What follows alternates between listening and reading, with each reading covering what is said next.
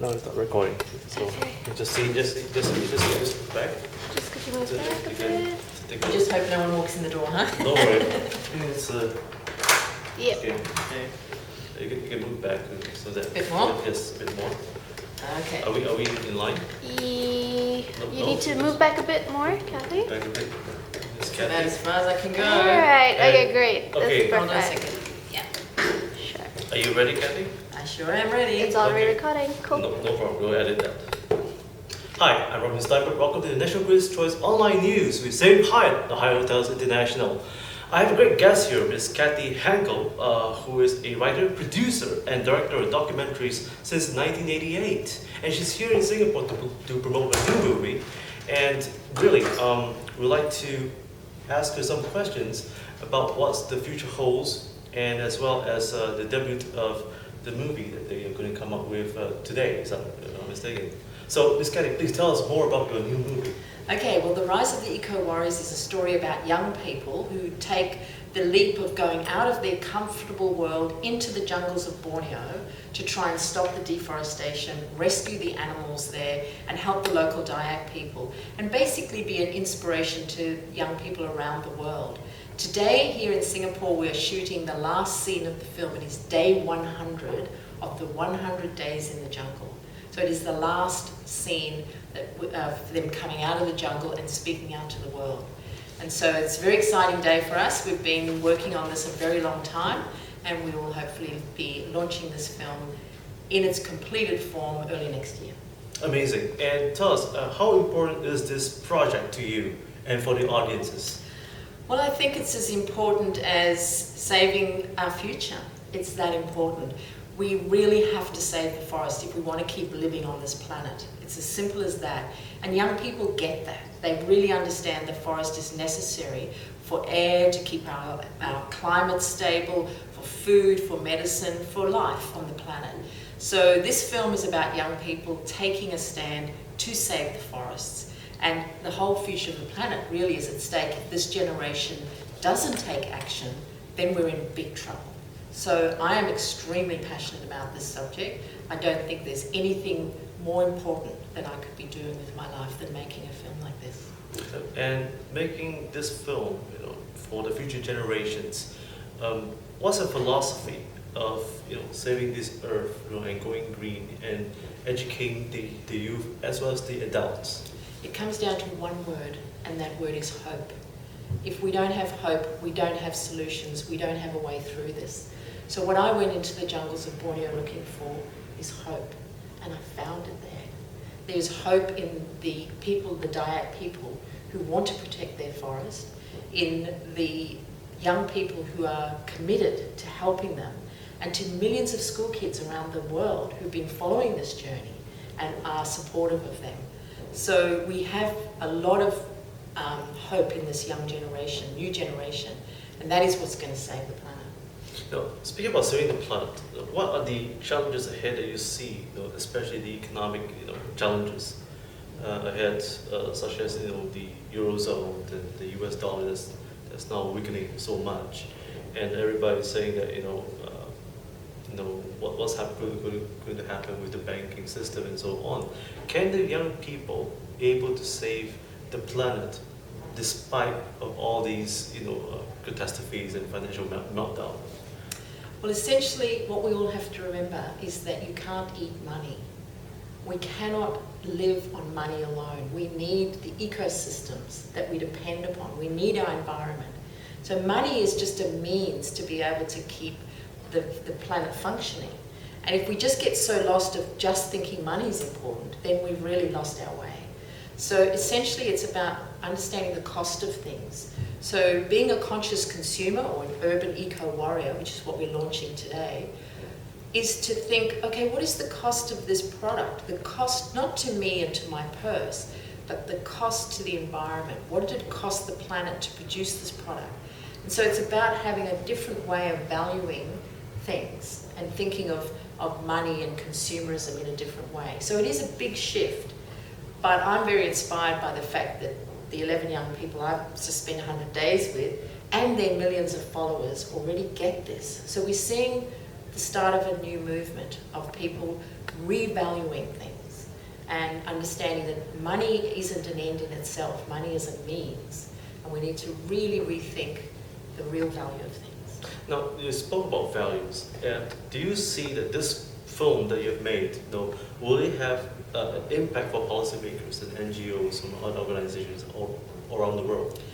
I truly hope the film will have an impact on policymakers as well as businesses and government when they realise that the next generation coming along is a conscious consumer and aware that the cost of things has to take account the cost to the environment. And that might mean that they produce a different kind of product, and that the whole idea of the green movement becomes a consumer movement, and therefore more companies want to provide for these consumers, and then governments will support it. So it's a long journey, and it's a bit arrogant of me to think this one film is going to make an impact. But I think it's part of many things that are happening right now. You know, saving the planet is not easy. We've just spent a very, very hard 100 days in the jungle, and it's been so many obstacles. But with hope and with determination and passion, we can push through and we can change the paradigm so that we factor in the cost of everything has to take account of the cost of our natural world. Now, speaking about passion that you have in making this film work, even in 3D, I suppose it's going to be. Could you tell us some of your experiences and challenges, and lessons learned in making this film, with your whole team? Could you share at least about 3 points that you have learned for our audiences, so that probably they will follow in your footsteps? Okay, well, making documentaries is never easy. We started with a very big ambition to make the whole film in 3D, but we haven't been able to achieve that. We haven't actually shot the film in 3D; it's in 2D. But we're not done yet. I want to come back and shoot the area where we were in the lakes and in the Dayak communities in 3D and complete that. So it's more than just a film. We're actually launching a whole range of media. There's a documentary for the cinema, there's a documentary for television, there's little clips for mobile phones through Samsung, one of our supporters. Then there's going to be games, there's all kind of online activities. It's so much more than a film. And the 3D movie is another part that is still to come down the track. So I'll be working on this for many years to come. And what's your take, next step right now? What kind of projects would you be embarking? Well, as I said, I'm going to be working on this story, the Eco Warrior story, for many years, on all the different parts that we're releasing. My next immediate challenge is to edit the documentary for the cinema and release that early next year in cinemas and in festivals and then on television. And then we're going to do a TV series, and then we're going to do the games. So I have a lot of work cut out for me over the next few years. Amazing. And how can our audiences here at the National Critics' Choice and Save Hyatt column could help you in your project? Well, there's 2 ways. One is to become a conscious consumer and go to the deforestatation.com website, which is where you can meet the Eco Warriors and find out what they did and hear all about their journey and how you can become a conscious consumer. And secondly, if you want to find out about the film, to visit our site, either Virgo Productions, which is my company, or the movie website, which is called anactionmovie.com. And can any sponsors, for our viewers, could contact you directly? Please do. We would love to talk to more sponsors. We already have quite a number of wonderful sponsors, and very welcome to have more. Any companies or businesses who see that the future is all about green consumers, consumers who are aware of the impact they're having on their environment. That is a growing movement, and I think smart businesses are ones who are going to start providing for those consumers.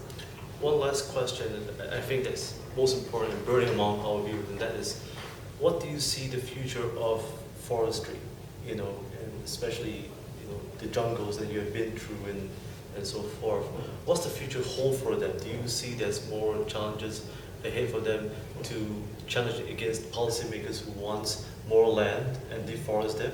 Or do you see more heroines like yourself able to conserve and and preserve these issues? Well, the most important thing is we have to remind people how important forests are, and that just chopping them down to produce palm oil, for example, which is a short-term vision, is not very smart. We have to keep the forest if we want to keep living on the planet. So the first message is to remind people how important the forests are. And the second thing is that we can regrow the forest. Nature is incredibly resilient.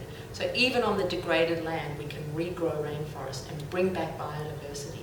So I'm very hopeful if, one, we realise how important the forests are and stop chopping it down. There's many, many alternatives to the products that we just take out of the forest, because the forest provides us with many services that we don't value, and we need to value them. Apart from just timber and palm oil, the forest provides so many eco-services to the planet. So if we value that, we'll keep them standing and we'll regrow forest, and we'll find other ways to feed our need for comfort and our need for, you know, consumer products. So I am hopeful that we can do this. And what's happening right now in countries like Indonesia and Amazon jungles? Are they deforesting, or are they still? They're deforesting at an absolutely terrifying rate. It's happening daily, and it's like 300 football fields every hour. Really? Of forest is being chopped down right now. And that is why these young people stepped out and went to Borneo, to try and raise awareness about that and to stop it. Because that is the most destructive thing we're doing to our own Mother Earth, and we just simply, we have to stop. Well, thank you, Ms. Cathy, for sharing with us. And here at the National Green Stories Online News, Save Hyatt, please do keep in touch with us, and please call Cathy Henkel for more information and how to save the planet. That's the #1 issue right now today. Deforestaction.org. Yes. I'm Robin Stienberg. Thank you for watching. Wow, look. Okay, now we can have the actor in, and then we do a one question thing, and then, yeah, that's it. Okay, let's see.